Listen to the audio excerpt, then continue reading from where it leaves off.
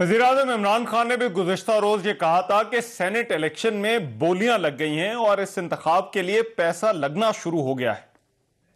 जब से ये सेनेट 30 साल से तो मुझे पता है 30 साल से कि सेनेट इलेक्शंस में बोलियां लगती हैं, member of parliament provincial assemblies की रेट्स लगते हैं, पैसा ऊपर तक जाता है। क्योंकि मुझे पता है कि मुझे पैसा ऑफर हुए हैं सेनेट इलेक्शन में। सारे पॉलिटिकल लीडर्स को भी ये पता है, पॉलिटिशियंस को भी ये पता है, क्योंकि अभी से ही रेट्स लगनी शुरू हो गई हैं। तो जब ये सबको पता है, मेरा सवाल ये है कि हम ये अपने मुल्क से ये कितनी बड़ी गद्दारी कर रहे हैं कि नंबर वन जो सेनेट का बहुत बड़ा स्टेटस होता है, बड़ा एक रोल होता है एक फेडरेशन के अंदर, क्योंकि वो रिप्रेजेंट करते हैं सूबों को। अब अगर वो पैसे दे के उसमें से कई सेनेटर्स ने पैसे दे के आना है, और फिर वो किस तरह के लोग होंगे जो पैसे दे के आएंगे? वो कोई हातम ताई हैं जो कि वो ऐसे पैसे दे के आएंगे और फिर वो पैसे बनाने की कोशिश नहीं करेंगे। ये बोलियां और पैसा कौन लगा रहा है, इस पर भी आज के प्रोग्राम में बात होगी। वेरी क्विकली मेरे साथ आज की डिबेट में जो मेहमान शरीक है, मैं तारुफ करा देता हूँ। फ़ारूक हबीब साहब पार्लिमानी सेक्रेटरी हैं, पाकिस्तान तहरीक इंसाफ के रहनुमा, वो हमें ज्वाइन कर रहे हैं। बहुत शुक्रिया फ़ारूक हबीब साहब। कामरान मुर्तज़ा साहब, जमीयत उलमा फजलुर रहमान से ताल्लुक़ है, कानूनदान भी हैं। कामरान मुर्तज़ा साहब, बहुत शुक्रिया सर आपके वक्त का भी। और शिदा फातिमा ख्वाजा साहबा, वो हमें जो है वो ज्वाइन करेंगी, मुस्लिम लीग नून की रहनुमा है, वो भी इस डिबेट में हमारे साथ शरीक होंगी। मैं इस डिबेट का आगाज़ फ़ारूक हबीब साहब आपसे करना चाहता हूँ। ये क्यों आपकी जमात, ये 31 जनवरी की तो डेडलाइन थी आप लोगों के लिए, क्यों हुकूमत इतनी कॉन्फिडेंट है कि ये जो तहरीक है वो अब फेल हो चुकी है? मौलाना फजल रहमान ने आज जो प्रेस कॉन्फ्रेंस की, उन्होंने कहा हुकूमत जो समझती है उसको समझने दें, ये खुशफहमी है, लेकिन इत्तेहाद अभी भी कायम है। तो आप इसको, वज़ीर-ए-आज़म इसको फेलियर क्यों करार दे रहे हैं? देखिए, बात यह है कि ये इत्तेहाद कैसे कायम है। ये इत्तेहाद वाले तो खुद एक दूसरे के ऊपर अदम एतमाद कर रहे हैं ना। आप देखें कि एक रोज कहते हैं जी हम इस्तीफे देने लगे हैं, दूसरे रोज कहते हैं हम लॉन्ग मार्च करने लगे हैं, तीसरे रोज कहते हैं कि हम अदम एतमाद करने लगे हैं। फिर अदम एतमाद के ऊपर भी बात आ जाती है, कहते हैं जी नंबर शो करो, भी कह रहे हैं नंबर शो करो। किसको कह रहे हैं? बिलावल को कह रहे हैं। तो इनका आपस में कोई इत्तेफाक ही नहीं है। एक की सिमत मशरिक की जानिब है, एक की सिमत मगरिब की जानिब है। तो पीडीएम का तो 13 दिसंबर के बाद आर और पार वाला काम खवार हो गया हुआ है, उनका धरन तख्ता हो गया हुआ है। अच्छा, जानने अब आप आ जाएं जो बात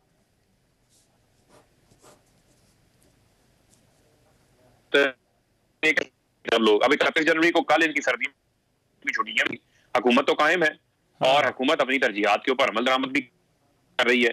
सिर्फ अगर कुछ नहीं मिला तो वो पीडीएम को एनआरओ नहीं मिला। अब एनआरओ की कीमत आपको पता है $30 मिलियन अदा करनी पड़ती है। तो वो तो ब्राइट शीट के अंदर भी खुल के सामने आ गई कि इनकी सारी फ्रॉड शीट उसमें सामने आ गई। किस तरीके नवाज शरीफ ने मुशर्रफ से एनआरओ लिया, किस तरीके से पीपल्स पार्टी ने मुशर्रफ से एनआरओ लिया और कौम को उस एनआरओ अदा करना।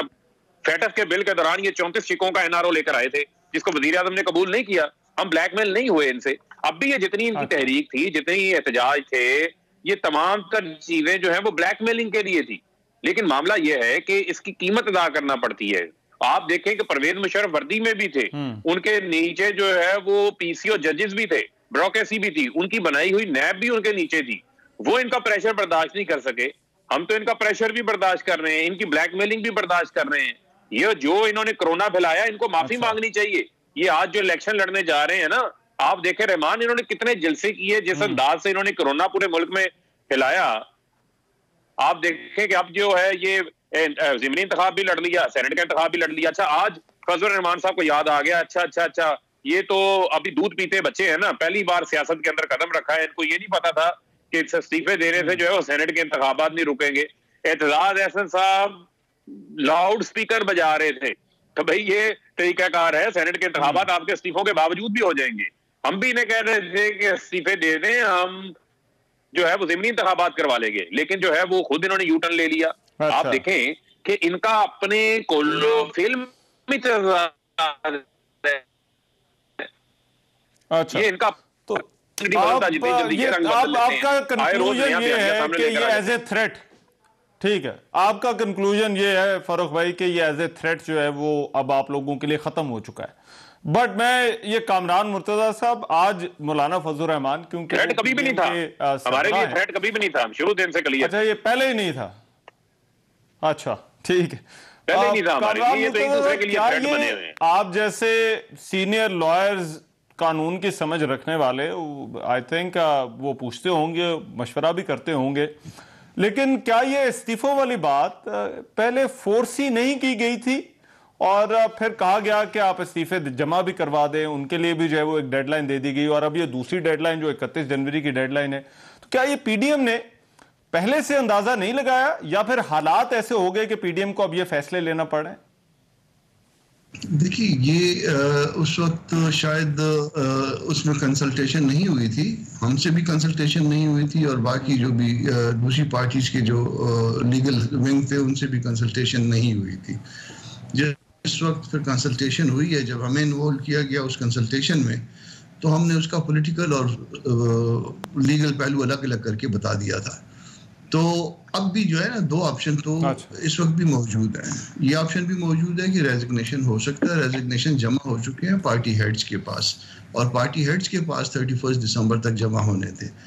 جب تک جہاں تک لیگل بات ہے، لیگل بات ہم نے اس وقت بھی میڈیا پہ بھی بتا دی تھی اور پارٹیز کے اندر بھی بتا دی تھی، جس وقت پوچھا گیا تھا یا میڈیا نے پوچھا تھا یا انہوں نے پارٹی نے پوچھا تھا، اس وقت بتا دی تھی. تو پھر اس کے بعد جو ہے نا پھر اس رائے کو جو ہے نا پھر اس کو دوبارہ جو ہے نا اس کے اوپر ساری پارٹیاں بیٹھی ہیں اور انہوں نے دوبارہ جو ہے نا انہوں نے اس کو رائے کو دوبارہ تشکیل دیا.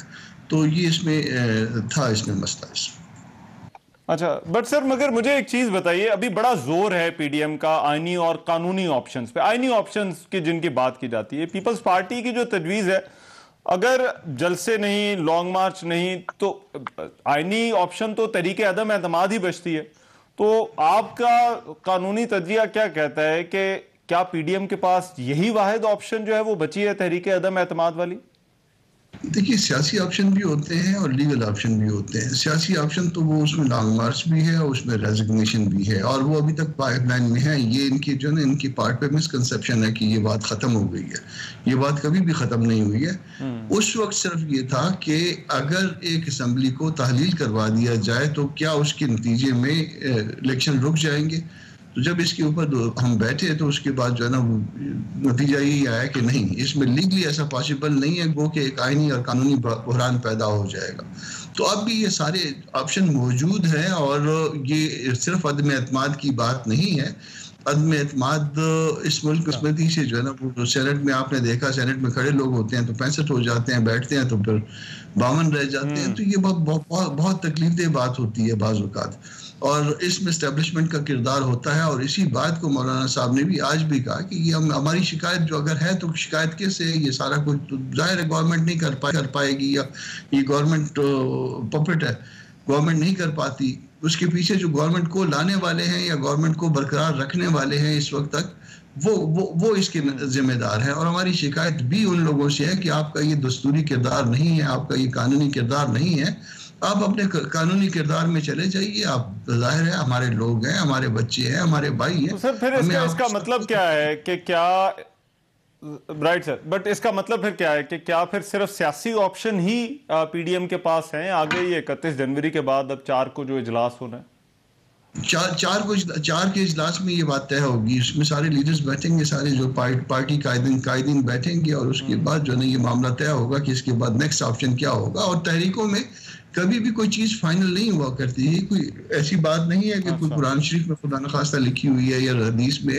ہم نے تو ماننا وہ ہے جو اللہ کا حکم ہے. اس کے بعد تو جو سیاسی رائے ہوتی ہے وہ کسی وقت بھی تبدیل بھی ہو سکتی ہے، اس میں حالات کے مطابق تبدیلیاں آ سکتی ہیں.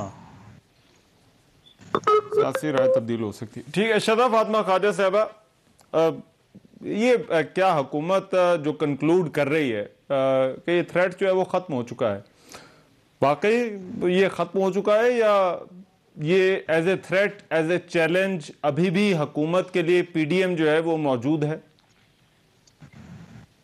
بسم اللہ الرحمن الرحیم. دیکھیں یہ حکومت جو